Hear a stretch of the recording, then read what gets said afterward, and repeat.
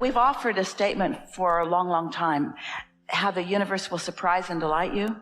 And Esther used to wonder how that could be, because she would say, if I put everything in my vortex, then I can see how it would be delightful, but why would it be surprising if I put it there? But it's the timing of things. We've been talking principles and laws and processes, so some nitty-gritty is good. Do you think there's a difference between what you're asking for and what you've currently got? And which of those two subjects do you think more about, what you're asking for or what you've got? Maybe what you're saying is, since I let the momentum get going, then I really don't have any control. But is there a point in which you have more control over whether you're thinking about what you want rather than what is?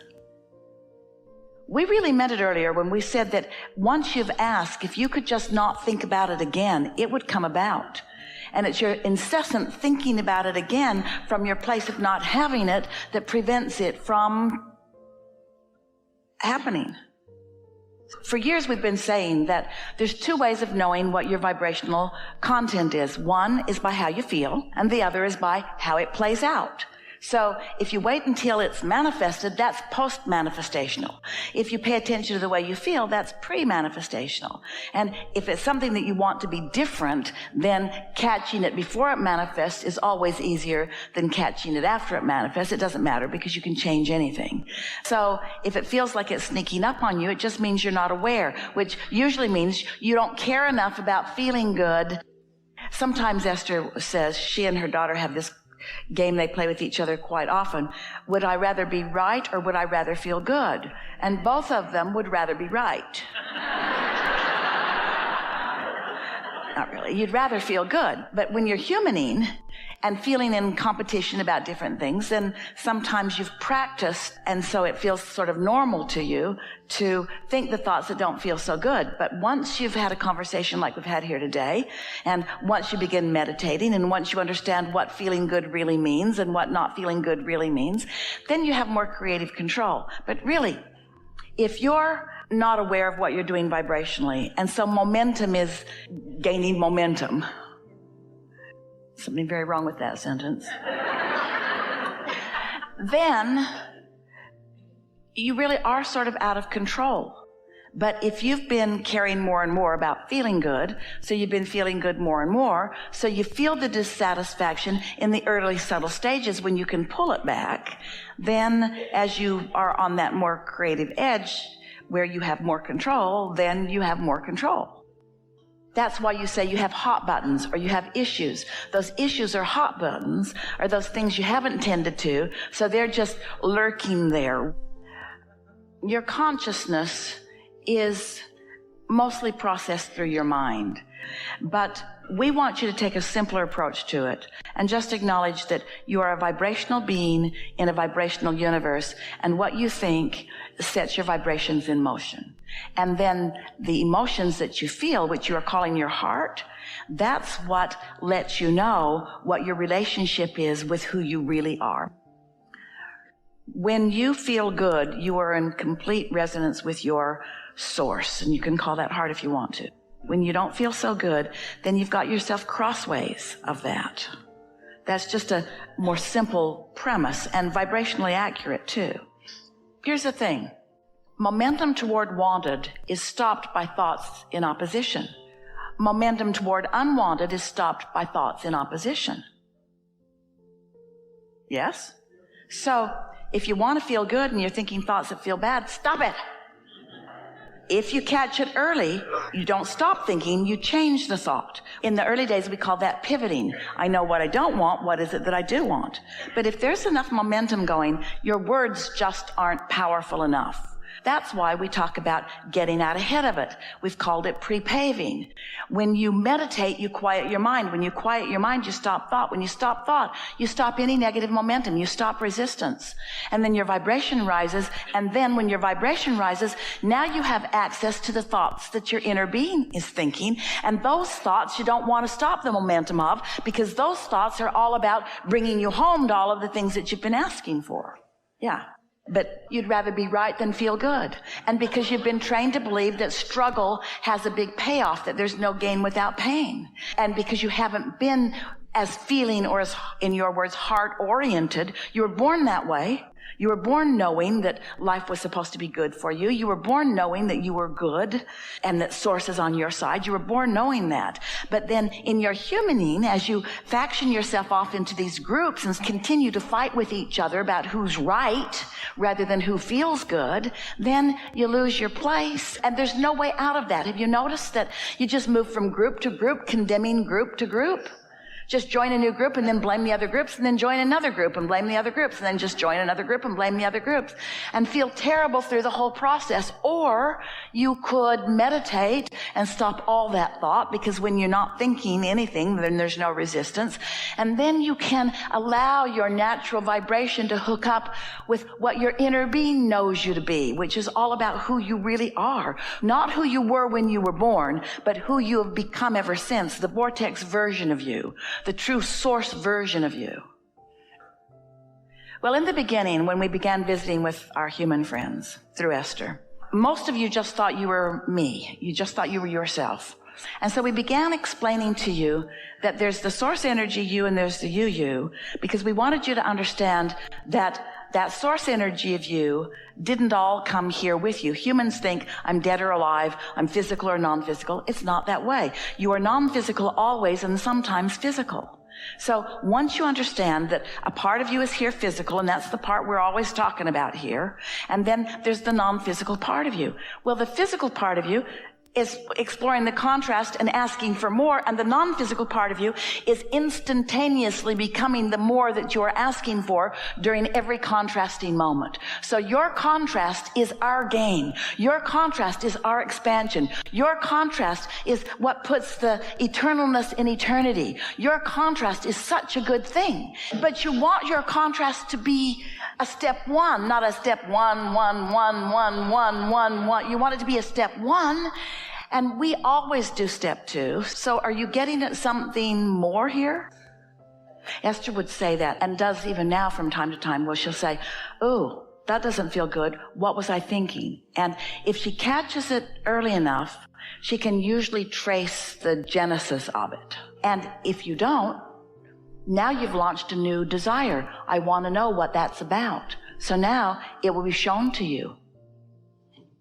Think about what your question is. I want to know what my stumbling block is. I want to know what thoughts I'm thinking that are bogus and that are in my way of something I want. And you'll figure it out, and usually pretty fast. See, that's what humaning does. You think that you've got to get it right and that you want to be perfect, instead of understanding that you are a constant eternal work in progress. So you can't get it wrong. And you never get it done. And the reason you can't get it wrong is because it's never done. So as that feeling is present now, just ask yourself, what thoughts are a match to this feeling? What thoughts that I commonly think feel like this? Because you felt it before and you're feeling it now, so you can make an association with what kinds of thoughts feel like this. What are they? So if you can't tell what your guidance is telling you, what desire is being born out of that? I want to be more aware of my guidance. I want to be more aware of it in the earlier subtle stages. You know, there's sort of good news going on here, because the fact that you can't pinpoint it means there's not a tremendous amount of momentum. Because you can't see it and hear it and smell it and taste it and touch it. You can see the humans, the fickle humans, but you can't see your inner being. You can only feel your relationship with your inner being. So here it is. If your inner being did not exist, you could not feel that feeling of its absence.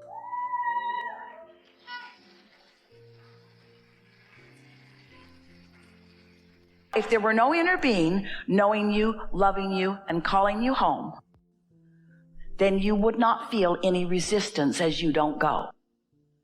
But the fact that you feel resistance as you don't go is evidence of the existence of your inner being. You're going to clarity. You're going to enthusiasm. You're going to love. You're going to good ideas. You're going to the path of least resistance. You're going to places where things you want are. You're going to more prosperity and more clarity and more wonderful things. You're going to where everything you've ever asked for, whether you've been consciously aware of it or not, is. That's where you're going. Because that's where your inner being is, and that's what your inner being is calling you to. And not going there sucks.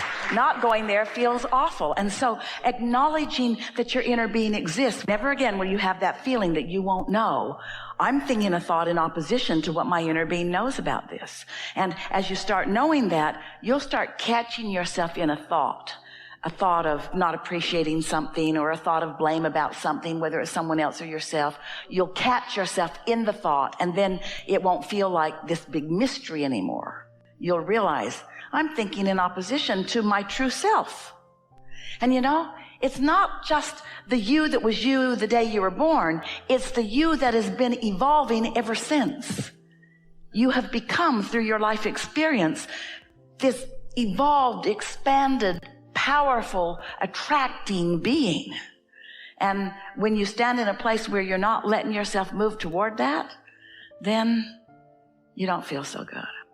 In the same way that a question and an answer are on the same stick, but the vibration of the question and the vibration of the answer are different.